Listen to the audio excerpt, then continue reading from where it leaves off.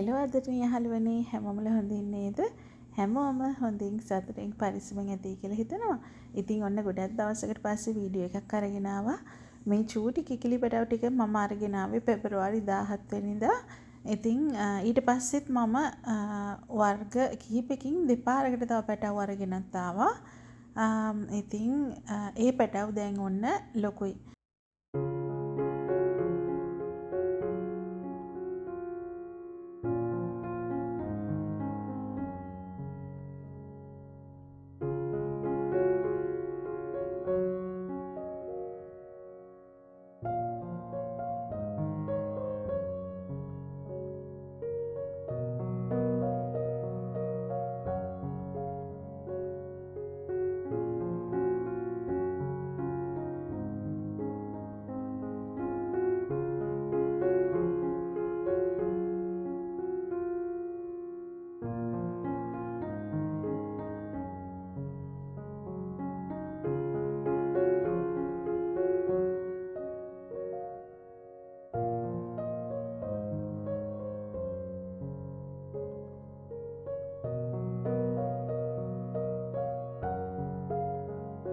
ඉතින් පහුවෙන්දට කුකුල් කූඩුවේ වැඩ ඉවර කරන්න අපි හිතාගෙන ඉන්නවා. ඒ නිසා තව ලී පටි චුට්ටක් තිබුණා පාට කරන්න. ඉතින් හස්බන්ඩ් පාට කරනකොට පුතත් ඇවිල්ලා ඒ ටිකට උදව් කරන්න ගත්තා. ඉතින් ඔන්න ඔයාලට මම චූටි ක්ලිප් එකක් ගත්තා. එයාටත් ලකුණහම් බලන්න. දන හිස් වලින් ධම්ම පේන්ට් ගාගෙන තියෙන්නේ.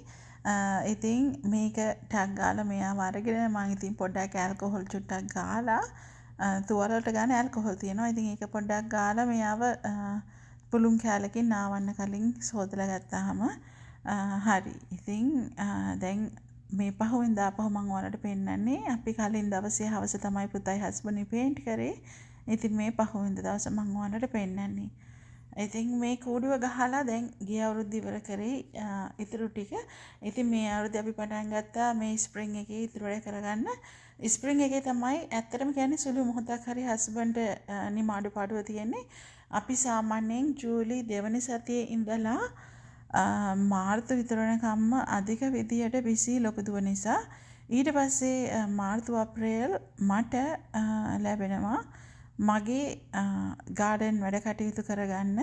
මොකද විශේෂයෙන්ම අප්‍රේල් මාසයේ මම ගොඩාක් පළ විකුණනවා මෙහි. ඉතින් සාමාන්‍යයෙන් අප්‍රේල් මාසය කියන්නේ මට අධික විදියට බිසි. මං ගෙදර හිටියොත් ගොඩාක්ම මං ගරාජ් එකේ ඉන්නේ පැළ විකුණන පැළ හදන්න, ඒ වගේම ඊගාවට විකුණන්න තියෙන පැළ ටික ලොකු කරගන්න, වතුර දාන්න, කාලගුණ එන යන හැටියට මම පැළ ටික එළියට දානවා, ඇතුළට ගන්නවා. ඉතින් මේ මාසේ මේ අවුරුද්දේ මම හිතුවා අලුතෙන් කුකුළු පැටව ටිකක් අරගන්න. එතකොට ඉතින් ඒගොල්ලෝ දැන් ඇති දැඩි කරගත්ත යන්තම් කූඩුවෙන්. ඒ කියන්නේ දැන් අපි සාමාන්‍ය ලයිට් එක එහෙම දාලානේ පැටව හදන්නේ.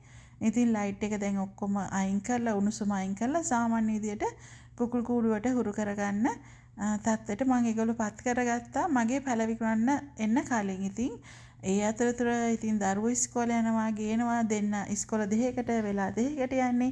ඉතින් ඇත්තටම කියන්නේ ගොඩක් දේවල් කරගන්න වෙලාවක් නැහැ. හවසට මම ෆෝන් එක අතට ගන්නකොට මට නිදිමතයි. ඉතින් මේ විදියට වීඩියෝ කරගන්න වෙලාවක් ලැබුණේම නැහැ. කොච්චර වීඩියෝ හදලා තිබුණත් වොයිස් කරගන්නත් බැහැ අනිත් එක. මොකද ඉතින් දවල් දවසේ මට වෙලාවක් ලැබෙන්නේ නැති නිසා.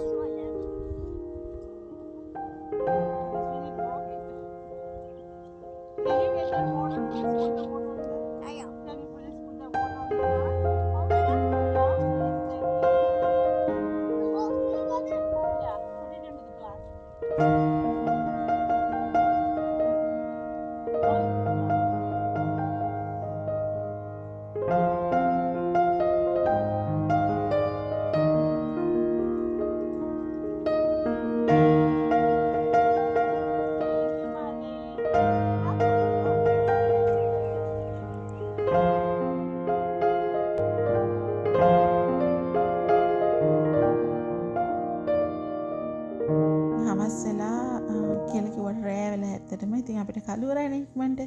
ඉතින් මං ඔන්න මිරිස් ඇට වර්ග කීපයක්ම පටන් ගත්තා මෙතන.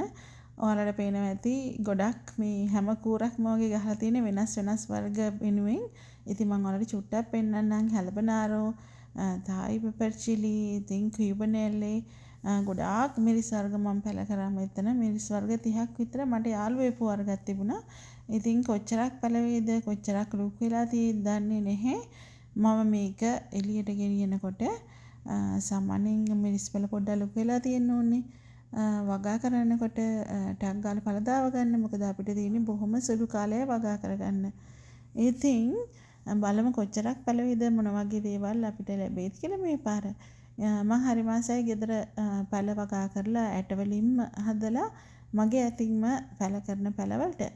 ඉතින් මොන වැඩේ කරන්න ආවත් මම කෑම මේසේ හිටියොත් ගෙදර හැමෝම කෑම මේසයට විශේෂයෙන්ම තාත්තා ගෙදර ඉන්නවනම් මොකද තාත්තා ඉන්නකොට තාත්තා මගේ ළඟ ඉන්නේ පොඩි දෙන්නා.